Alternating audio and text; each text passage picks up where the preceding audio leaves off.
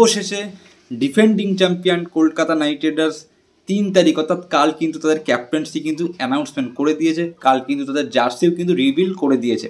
তো আইপিএল 2025-এ কলকাতা নাইট রাইডার্সের new captain Ajinkya Rahane officially কিন্তু অ্যানাউন্সমেন্ট করে দিয়েছে।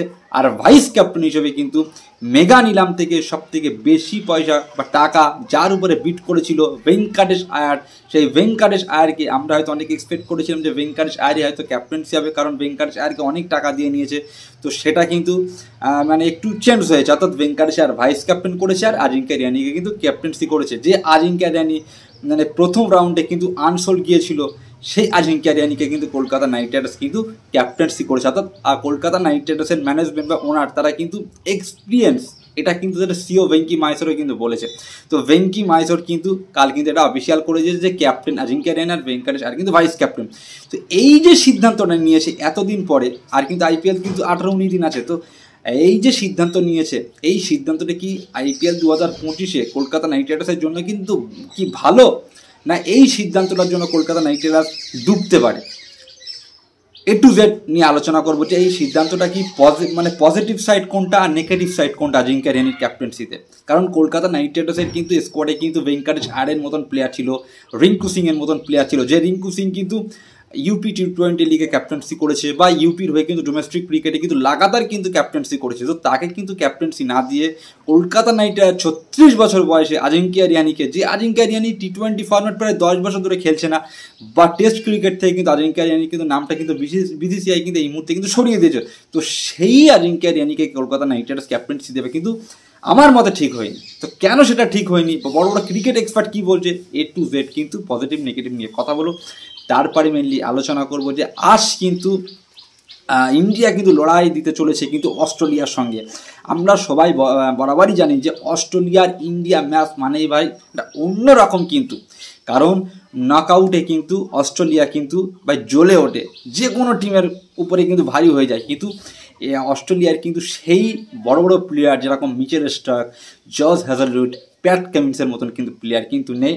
একটু হয়তো লুজার আছে, ফাস্ট বোলিং ডিপার্টমেন্ট বলো বা বড় বড় প্লেয়ার কিন্তু নেই। কিন্তু বা সব থেকে খাতারনাক বা ভারতের বিরুদ্ধে যে প্লেয়ারটা বিধ্বংসী মেজাজে গেলে সেটা হচ্ছে ট্রেভিস হেড। তো এ টু জেড কথা বলবো যে আজ ইন্ডিয়ার হয়ে প্লেইং 11-এ চেঞ্জ করতে পারে কি, এ টু জেড কিন্তু কথা বলবো। পিচ রিপোর্ট নিয়েও কিন্তু কথা বলবো। তো ভিডিওটা মেনলি কিন্তু অনেক কিন্তু ইন্টারেস্টিং হতে চলেছে। জাস স্পোর্টস বাংলা চ্যানেল যারা নতুন এসেছে প্লিজ চ্যানেলটি সাবস্ক্রাইব করে রাখবে, তোমাদেরই কাজে লাগবে। প্রত্যেকটা আপডেট সবার আগে পাওয়ার জন্য এই চ্যানেলটা সাবস্ক্রাইব করবে। ভিডিওটা ভালো লাগলে অবশ্যই ভিডিও লাইক করে আর ভিডিও বেশি বেশি করে শেয়ার করবে। তো এবার আমরা একটা টপিকস নিয়ে আলোচনা করতে ফার্স্টে আমরা কথা বলবো যে কলকাতা নাইট রাইডার্স কি নিয়ে। দেখো কলকাতা নাইট রাইডার্স কিন্তু প্রায় অনেক দিন ধরেই কিন্তু জল্পনা চলছিল যে ভেঙ্কাটেশ আয়ারকে ক্যাপ্টেন্সি করবে, কেউ বলছিল রিঙ্কু সিংকে ক্যাপ্টেন্সি করবে, কেউ বলছিল সুনীল নারিন, আন্দ্রে রাসেলকে কিন্তু ক্যাপ্টেন্সি করবে, আবার কেউ বলছিল আজিঙ্কে রিয়ানিকে কিন্তু ক্যাপ্টেন্সি করবে। কিন্তু কলকাতা নাইট রাইডার্স কিন্তু তারা কিন্তু ডিসাইড করতে পারছিল না যে কাকে ক্যাপ্টেন্সি দেওয়া হোক, ঠিক আছে।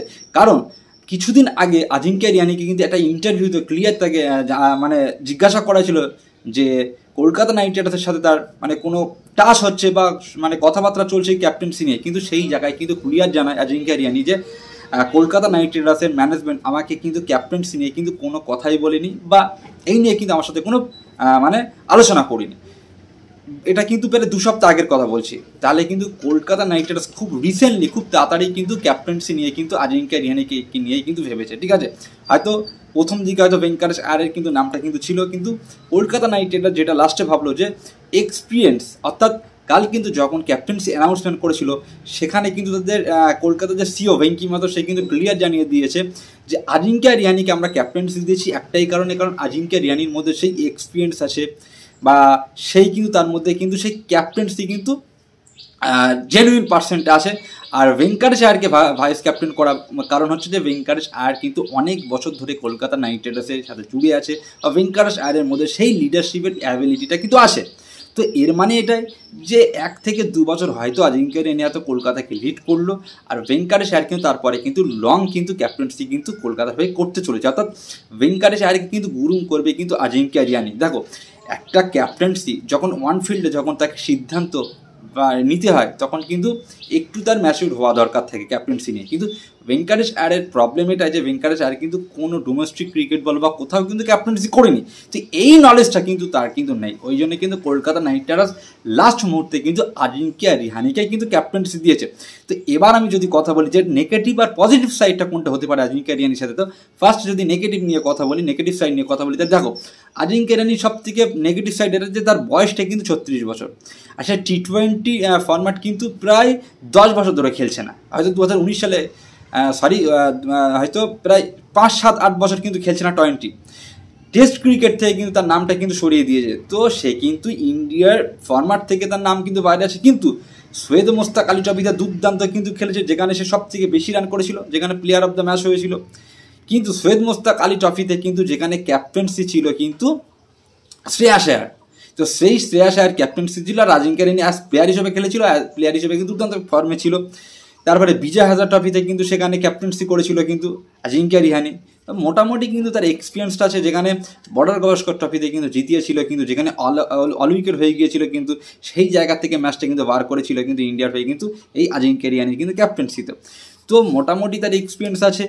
রাজস্থানের হয়েও কিন্তু ক্যাপ্টেন্সি করেছে, রাজস্থান হয়ে ক্যাপ্টেন্সিতে হয়তো তার কিন্তু রেকর্ড ভালো নেই, ঠিক আছে ক্যাপ্টেন্সিতে। কিন্তু দেখো আজিঙ্কিয়া রিহানি যখন 2023 সালে যখন চেন্নাইয়ে দুর্দান্ত আজিঙ্কিয়া রিহানিকে দেখেছিলাম, যেখানে তার স্ট্রাইক রেট চেঞ্জ করেছিল, বিধ্বংস মেজাজে কিন্তু খেলেছিল। তো এই 2 বছর কিন্তু আজিঙ্কিয়া রিহানি কিন্তু তার কিন্তু স্ট্রাইক রেটটা কিন্তু যথেষ্ট কিন্তু প্রুভ করেছে।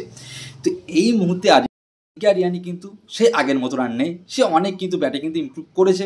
তো যেহেতু ইমপ্রুভ করেছে, তাহলে কিন্তু সেই আজিঙ্কিয়া রিহানি আগের ছন্দে মতন নেই, এখন সে কিন্তু অ্যাটাকিং খেলছে। তো এই খেলাটা যদি সৈয়দ মোস্তাক আলী ট্রফির মতো যদি খেলাটা না থাকে আইপিএলে, 3-4টে ম্যাচ যদি ফ্লপ হয়ে যায়, বা আইপিএলের মতন জায়গায় বড় বড় প্লেয়ার কিন্তু ফ্লপ হয়ে যায়, সেটা আমরা জানি। তো এই জায়গায় আজিঙ্কিয়া রিহানি কতটা ডেলিভারি করতে পারে, যদি না পারে তাহলে কিন্তু নেগেটিভ সাইড হতে পারে, বা মানে খুব খারাপ হতে পারে কলকাতা নাইট রাইডার্সের জন্য, ঠিক আছে। একটা তো অবশ্যই তার প্রেশার তো থাকবে, তো এটা কিন্তু কলকাতা নাইট রাইডার্সের সমস্যা হতে পারে। তারপরে আরেকটা সমস্যা মেনলি হতে পারে যে আজিঙ্কিয়া রিহানি কিন্তু কলকাতা নাইট রাইডার্সের সেটআপে কিন্তু নতুন, হয়তো একবার এসেছিল 1 বছরের জন্য, কিন্তু 2-3 বছর পরে আবার কিন্তু সে কিন্তু কলকাতার যে ডাগ আউট বলো বা মানে কলকাতার যে কালচারেট বলো, সেগুলো সে নতুন, ঠিক আছে। কতটা প্লেয়ারদের মধ্যে এঙ্গেজ করতে পারবে, কতটা প্লেয়ারদের মধ্যে তার সম্পর্ক বন্ডিং তৈরি পারবে, এটা নিয়েও কিন্তু প্রবলেম হতে পারে। তো যেরকম দীনেশ কার্তিকের সঙ্গে হয়েছিল, তো এই সব যদি ঠিকঠাক না হয়, তাহলে কিন্তু কলকাতা নাইট রাইডার্স কিন্তু আবারও কিন্তু প্রবলেম পড়ে যাবে। তো ওই জন্য নেগেটিভ এই 3-4টে কিন্তু নেগেটিভ সাইড হতে পারে, কারণ 1 বছর বা 2 বছরের জন্য কি কলকাতা নাইট রাইডার্সকে আজিঙ্কিয়া রিহানি কি ক্যাপ্টেন্সি দেবে, বা আজিঙ্কিয়া রিহানি ধরো 4-5টা ম্যাচ ভালো খেললো না, তখন কি আজিঙ্কিয়া রিহানিকে ড্রপ করে সেই ভেঙ্কাটেশ আয়ারকে ক্যাপ্টেন্সি দেবে? তাহলে কেন প্রথম থেকে ভেঙ্কাটেশ আয়ারকে ক্যাপ্টেন্সি দেয়নি? তখন তো ভেঙ্কাটেশ আরও চাপে পড়ে যাবে।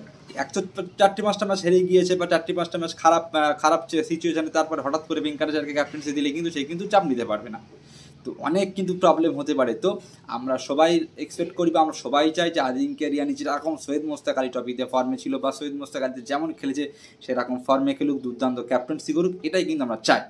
এবার পজিটিভ যদি নিয়ে কথা বলি, তাহলে আজিঙ্কিয়া রিহানির সাথে পজিটিভটা এটা হতে পারে যে আজিঙ্কিয়া রিহানির সাথে এই মুহূর্তে তার কারেন্ট ফর্ম কিন্তু দুর্দান্ত কিন্তু ফর্মে আছে। আর সে কিন্তু 2023 সালের থেকে কিন্তু তার কিন্তু ব্যাটিং স্টাইলটা কিন্তু চেঞ্জ করেছে, অ্যাটাকিং খেলছে, দুর্দান্ত খেলছে, ঠিক আছে। চেন্নাইয়ের সেটা আমরা দেখেছি। তারপরে আরেকটা পজিটিভ সাইড এটা হতে পারে যে কলকাতা নাইট রাইডার্সের এই মুহূর্তে কিন্তু এক্সপিরিয়েন্স কোনো ক্যাপ্টেন্সি নেই, তো আজিঙ্কিয়া রিহানি প্রচুর এক্সপিরিয়েন্স আছে। তো কলকাতা নাইট রাইডার্সের ম্যানেজমেন্ট কিন্তু সেই এক্সপিরিয়েন্সটাই কিন্তু কাজে লাগিয়েছে। তো এটা যদি সব কিছু ঠিকঠাক হয়, যেটা আমরা দেখেছি MS ধোনির ক্ষেত্রে দেখেছি, যেটা আমরা প্যাট কামিন্সের ক্ষেত্রে হায়দ্রাবাদে রয়েছিলাম, যে এক্সপিরিয়েন্সটা কিন্তু কাজে লাগে, কিন্তু হায়দ্রাবাদ কিন্তু নেক্সট সিজন কিন্তু বা পরের সিজন কিন্তু তারা কিন্তু ফাইনালে গিয়েছিল। তো এটাও কিন্তু হতে পারে। তো এটা কিন্তু পজিটিভ সাইড যে 2 বছরের জন্য আজিঙ্কিয়া রিহানি কলকাতা নাইট রাইডার্সকে হয়তো একবার চ্যাম্পিয়ন করলো, বা কলকাতা নাইট রাইডার্স ভালো জায়গায় নিয়ে গেলো, আর ভেঙ্কাটেশ আয়ারকে হয়তো আজিঙ্কিয়া রিহানি সামনের দিক থেকে তাকে ক্যাপ্টেন্সি নিয়ে অনেক পরামর্শ বা গাইড করতে হবে, এটা কিন্তু পজিটিভ হতে পারে, ঠিক আছে। তো আমার পক্ষে সবথেকে বেস্ট অপশন ছিল কিন্তু ভেঙ্কাটেশ আয়ার, কারণ ভেঙ্কাটেশ আয়ারের মধ্যে কিন্তু ক্যাপ্টেন্সি অ্যাবিলিটি ছিল। ভেঙ্কাটেশ আয়ার কিন্তু যখন চ্যাম্পিয়ন হয় কলকাতা, সেই সিজনে কিন্তু ভাইস ক্যাপ্টেন ছিল। আর ভেঙ্কাটেশ আয়ার নিজেই বলেছে যে আমি ক্যাপ্টেন্সি নিতে প্রস্তুত, অর্থাৎ তার মধ্যে কিন্তু সেই অ্যাবিলিটিটা ছিল। যখন এমপি রে রাজত পাটিদার ক্যাপ্টেন্সি করতো তখন কিন্তু ভেঙ্কাটেশ আয়ার কিন্তু ড্রেসিং রুমে কিন্তু সে কিন্তু অনেক ক্যাপ্টেন্সি শেয়ার করতো, ঠিক আছে, লিডারশিপের মধ্যে একটা দায়িত্ব ছিল। তো আরেকটা ছিল রিঙ্কু সিং। রিঙ্কু সিংয়ের কথা কেন বললাম, কারণ রিঙ্কু সিং কিন্তু ইউপির হয়ে ক্যাপ্টেন্সি করে কিন্তু প্রায় 52 অ্যাভারেজ ছিল তার ব্যাটিং। ইউপির হয়ে ডোমেস্টিক ক্রিকেটে কিন্তু দুরান্ত কিন্তু ক্যাপ্টেন্সি করেছে। তো ওইটাই যদি কলকাতা নাইট রাইডার্স যদি লং ইনভেস্ট করতে চাইতো, ভেঙ্কাটেশ আয়ার ক্যাপ্টেন বা রিঙ্কু সিংকে ক্যাপ্টেন ভাইস ক্যাপ্টেন দুজনের মধ্যে যদি করতো, তাহলে কিন্তু কলকাতা নাইট রাইডার্সের কিন্তু ব্র্যান্ড ভ্যালুটা আরও কিন্তু হাই হতো। কারণ এই মুহূর্তে কিন্তু কলকাতা নাইট রাইডার্সের সব থেকে টপ প্লেয়ার বলতে পারো বা মার্কি প্লেয়ার বলতে পারো, সেটা হচ্ছে ভেঙ্কাটেশ আয়ার আর কিন্তু রিঙ্কু সিং ছিল।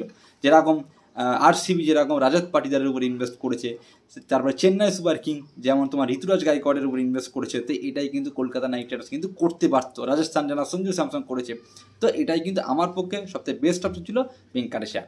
আর তোমরাও কমেন্টে লিখবে যে বেস্ট অপশন আজিঙ্ক্য রেহানে কি ভেঙ্কাটেশ আয়ার কি রিঙ্কু সিং, সেটা তোমরা কমেন্টে। যদি কথা বলি যে ইন্ডিয়ার অস্ট্রেলিয়ার মধ্যে আজ কিন্তু ফার্স্ট কিন্তু সেমিফাইনাল খেলা আছে, এটা কিন্তু দুবাই কিন্তু হবে। তো প্রেস কনফারেন্স থেকে আর কিন্তু রোহিত শর্মা বলেছে যে এই দুবাইয়ের কিন্তু যেখানে পিচে কিন্তু মানে প্রত্যেকটা ম্যাচেই কিন্তু তাদের পিচটা কিন্তু চেঞ্জ হচ্ছে, ঠিক আছে, কোনো দিন স্পিনার ফ্রেন্ডলি পিচ আছে, কোনো দিন ফাস্ট বলারের ক্ষেত্রে হেল্প আছে। তো সেই ক্ষেত্রে কিন্তু ইন্ডিয়া টিম কিন্তু প্লেইং 11টা তখনই কিন্তু ডিসাইড বা তখনই কিন্তু ড্রপ করবে বা এই প্লেয়ার জায়গায় ওই প্লেয়ার খেলাবে, সেটা কিন্তু পিচটা দেখে যে আজ পিচে কোন বলার ভালো করতে পারে। যেরকম নেক্সট যে মানে যারা নিউজিল্যান্ডের সাথে যেটা খেলা ছিল, সেখানে কিন্তু স্পিনাররা কিন্তু প্রচুর কিন্তু হেল্প করেছিল, যেখানে কিন্তু বরুণ চক্রবর্তী 5টা উইকেট নিয়েছিল, অক্ষর প্যাটেল দুর্দান্ত বল করেছিল, কুলদীপ যাদব, রবীন্দ্র জাদেজা সবাই কিন্তু দুর্দান্ত কিন্তু খেলেছিল। তো আজ কিন্তু হয়তো সেম প্লেইং 11 নিয়ে কিন্তু ইন্ডিয়া টিম কিন্তু অস্ট্রেলিয়ার বিপক্ষে কিন্তু নামতে পারে। কারণ বরুণ চক্রবর্তীর যে ফর্মে আছে, বরুণ চক্রবর্তীকে তো ড্রপ করতে পারবে না। সেম কিন্তু কুলদীপ যাদব, হয়তো এটা হতে পারে যে কুলদীপ যাদবের জায়গায় হয়তো বা মোহাম্মদ শামির জায়গায় কিন্তু হয়তো আর্শদীপ সিং বা হার্ষিদ রানাকে হয়তো তোমার সেটআপে আনতে পারে। কারণ মোহাম্মদ শামির কিন্তু ওই নিউজিল্যান্ডের সাথে যে ম্যাচটা ছিল সেখানে কিন্তু তার কিন্তু বল লেগেছিল কিন্তু কাঁধে।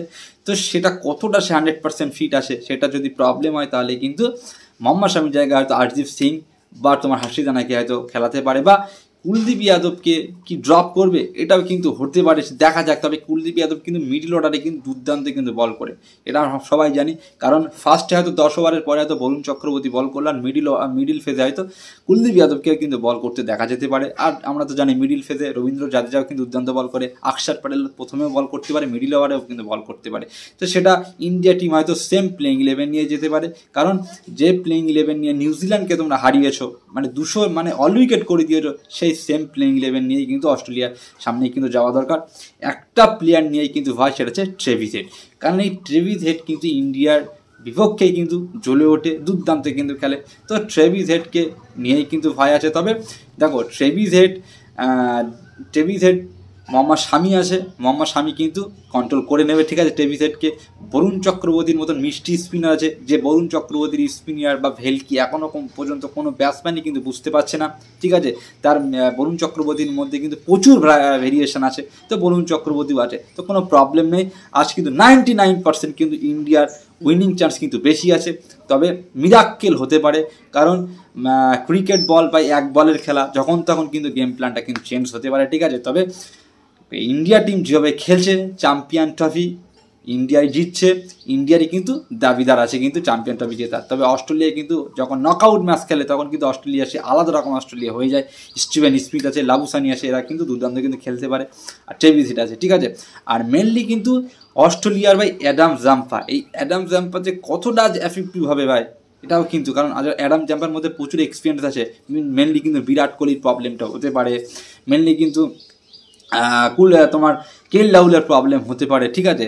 তো আর অ্যাডাম জাম্পা কিন্তু প্রচুর কিন্তু এফেক্টিভ কিন্তু আজ কিন্তু ম্যাচে কিন্তু হতে পারে। আর তোমার রোহিত শর্মাকে কিন্তু দেখে খেলতে হবে কিন্তু স্পেন্সার জনসন, কারণ স্পেন্সার জনসন সে যেমন ভাই বাউন্স দিচ্ছে, ইয়ার্কার করছে না, গুরবাজকে যেভাবে আউট করেছিল, তো এটা কিন্তু রোহিত শর্মা। তো রোহিত শর্মা অবভিয়াসলি কিন্তু আজ কিন্তু একটা ভালো কিন্তু ইনিংস খেলবে অস্ট্রেলিয়ার বিরুদ্ধে, কিন্তু রোহিত শর্মা কিন্তু দুর্দান্ত কিন্তু ফর্মে থাকে বা খেলে, সেটা আমরা সবাই জানি, ঠিক আছে। তো ভিডিওটা এখানেই শেষ করলাম। যদি ভিডিওটা ভালো লাগে অবশ্যই ভিডিওটা লাইক করবে, আর ভিডিওটা বেশি বেশি করে শেয়ার করবে। তার এখানে শেষ করলাম, বাই।